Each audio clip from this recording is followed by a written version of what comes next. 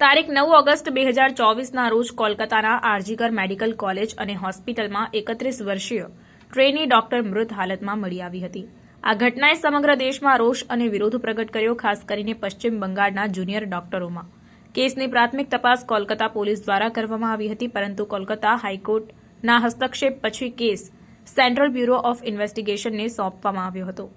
ત્યારે તારીખ 18 જાન્યુઆરી 2025ના રોજ પૂર્વ નાગરિક સ્વયંસેવક સંજય રોયને ડોક્ટરની દુષ્કર્મ અને હત્યાના આરોપમાં દોષિત ઠેરવવામાં આવ્યો હતો અને 20 જાન્યુઆરી 2025ના રોજ સિયાલદાહ કોર્ટે તેને આજીવન કેદની સજા ફટકારી અને ₹50,000નો દંડ ફટકાર્યો। કોર્ટે રાજ્યને પીડિતાના પરિવારને ₹17 લાખનું વળતર ચૂકવવાનો આદેશ પણ આપ્યો હતો।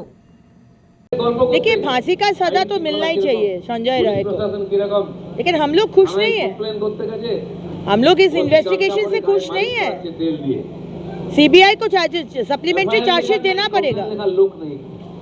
और कौन कौन है संजय राय के साथ थे? आज मुख्यमंत्री का पुलिस, मुख्यमंत्री का प्रशासन, जो सीबीआई बोला कि एविडेंस टैंपर हुआ है, संजय राय को बचाने के लिए टैंपर किया है। ऐसा तो नहीं हो सकता। शाम को 6 बजे के बाद पोस्टमार्टम हुआ संजय राय को बचाने के लिए, ऐसा तो नहीं हो सकता। सीबीआई बोला है टाला थाना में कॉन्स्पिरेसी हुआ है, वहाँ का ओसी अभिजीत और दूसरे लोग मिलके कॉन्स्पिरेसी किया है संजय राय को बचाने के लिए। ऐसा नहीं हो सकता है। शमशान में जल्दबाजी करके बॉडी को जलाया गया संजय राय को बचाने के लिए, नहीं हो सकता है। अभया का माताजी पिताजी को घूस दिया गया मुंह बंद करने के लिए, संजय राय को बचाने के लिए, नहीं हो सकता है। जो है उसको बोलिए पहले उनका नाम लिखे, तभी पूरा होगा। अभी नहीं हुआ। কিন্তু আমি যেহেতু হেলিতে ছিলাম বলে আমি ডিটেলসটা এখনো শুনিনি, তো আপনাদের কাছ থেকে শুনলাম যে এটা নাকি যাবজ্জীবন দেওয়া হয়েছে। এটা আপনাদের কাছ থেকে প্রথম আমি শুনলাম। আমার রিঅ্যাকশন ইজ ভেরি ক্লিয়ার। আমরা প্রথম দিন থেকে ফাঁসির দাবি করে এসেছিলাম এবং আজকেও আমরা সেই দাবিতে অটুট আছি, কিন্তু আদালতের রায় ন্যাচারালি এখন সবাই মিলে কি বলবেন আমি জানি না, বাট আমার কথা আমি বলতে পারি বা আমার দলের বক্তব্য যেটা হচ্ছে, আমরা 3টে কেসে আপনারা দেখেছেন 54 দিন থেকে 60 দিনের মধ্যে আমরা ফাঁসি অর্ডার করেই দিয়েছি।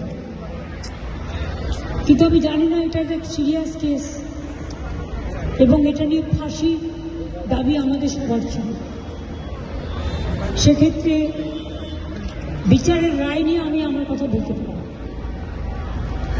আমরা এটাই বলেছিলাম, আমাদের হাতে কেসটা থাকলে আমরা কিন্তু অনেকদিন আগেই ফাঁসির অর্ডার দিয়ে দিতে পারতাম, ফাঁসির অর্ডার করে দিতে পারতাম।